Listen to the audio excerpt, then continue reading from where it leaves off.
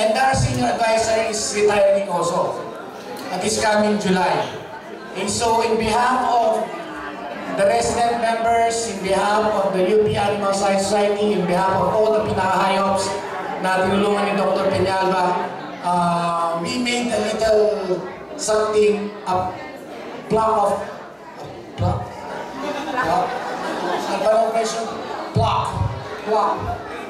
appreciation to Dr. Peñalba. Unfortunately, galing si Dr. Peñalba sa dialysis, so she's a little bit weak. So, in absentia, we like to award this plaque of appreciation to Dr. Peñalba. Nasa inyo ating plaque.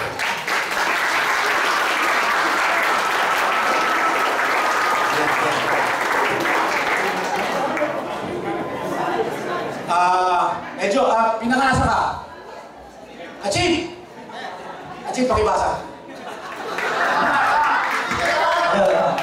UP Animal Science Society, College of Agriculture, University of the Philippines, Las Bañas presents this plaque of appreciation to Francisco F. Peñalba, PhD, for his 26 years of untiring and dedicated service to the UP Animal Science Society as the senior advisor for guidance and advices imparted to all pinakahayops, which made their terms a success. For being an academic advisor and teacher to selected UP as members, and molding them to be vital players in the animal industry. For all the knowledge and expertise he shared and contributed for the success of the Philippine animal industry.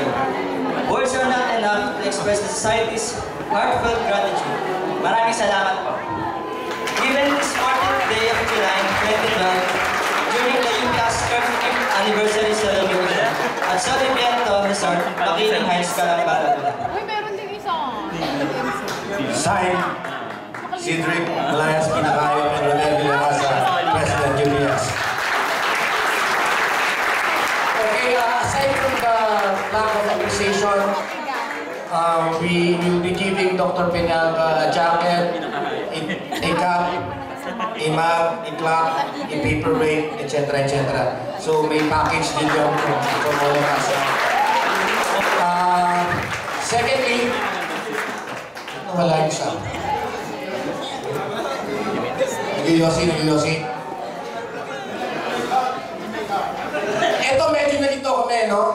Because alam ko, no, na our junior advisor, also parang 26 years, but I was informed by one pinakahayop na hindi daw si Doc Kapitan yung junior advisor noong time nila. Okay, so, Doc, nasa si Doc? Umuwi na? Tama na yung pag-iyosin mo. Sama si health yan.